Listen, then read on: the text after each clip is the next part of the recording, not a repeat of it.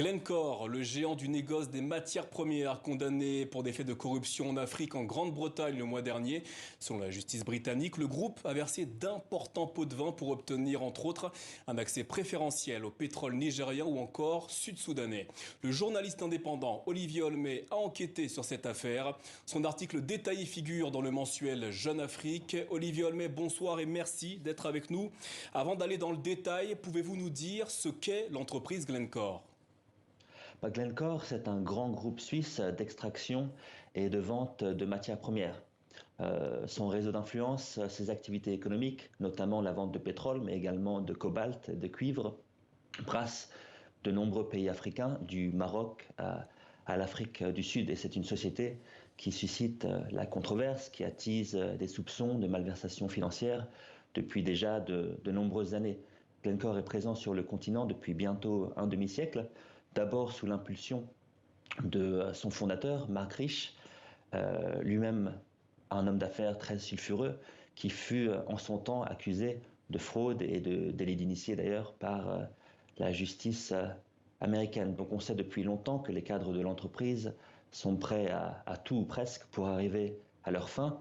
Ce que révèle l'affaire qui nous intéresse aujourd'hui, c'est l'ampleur des crimes économiques commis par Glencore en Afrique. Dans votre enquête, parmi les cas les plus emblématiques, vous racontez les pratiques du groupe Glencore, notamment au Soudan du Sud en juin 2011. Que s'y est-il passé ? Donc 2011, c'est la déclaration d'indépendance du Soudan du Sud. À ce moment-là, en juillet, Glencore se rend sur place et essaye par tous les moyens d'obtenir la primeur du pétrole sud-soudanais.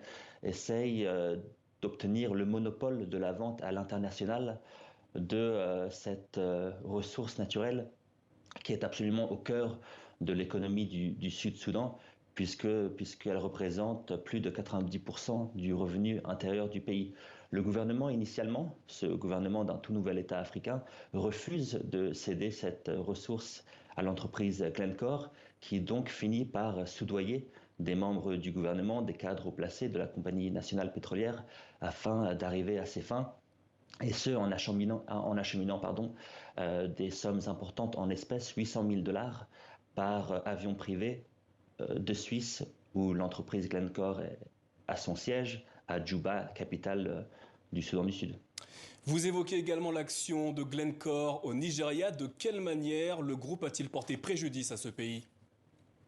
Le Nigeria est vraiment un cas emblématique de l'activité de Glencore, puisque pendant toutes ces années, la corruption est devenue une culture d'entreprise à tel point que même les salariés de Glencore, qui étaient chargés de la déontologie de l'entreprise, ont eux-mêmes participé à la corruption d'agents haut placés de la NNPC, la compagnie nationale pétrolière du Nigeria. Au début des années 2010, la politique gouvernementale dans ce pays était de favoriser plutôt les courtiers, les traders du pays, les traders locaux, pour vendre leur pétrole via ces entreprises-là afin de profiter à l'économie nationale.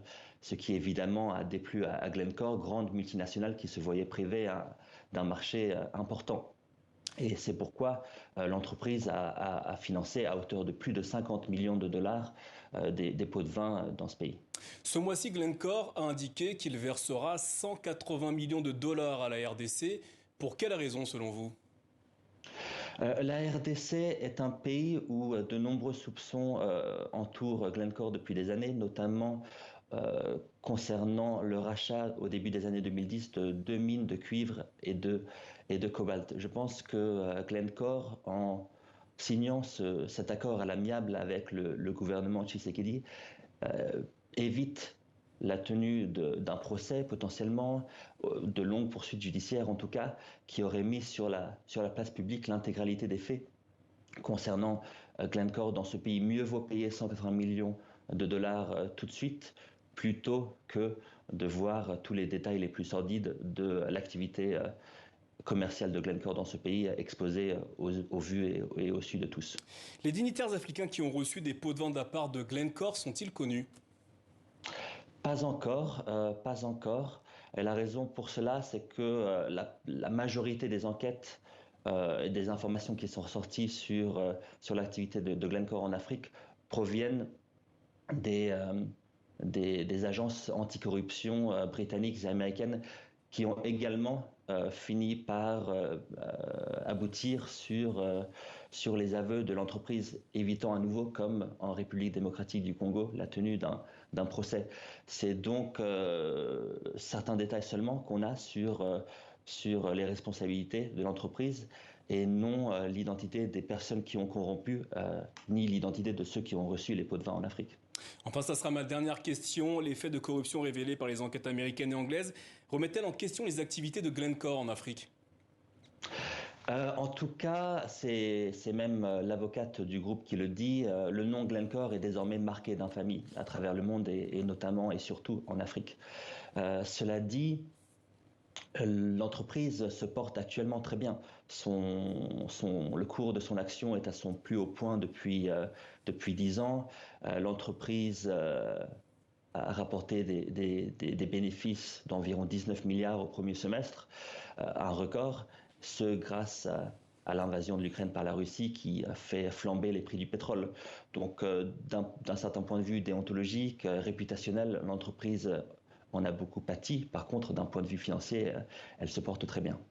Olivier Holmet, merci d'avoir répondu à nos questions ce soir. Je rappelle que votre article intitulé Glencore, l'onde de choc est à lire ce mois-ci dans le magazine Jeune Afrique.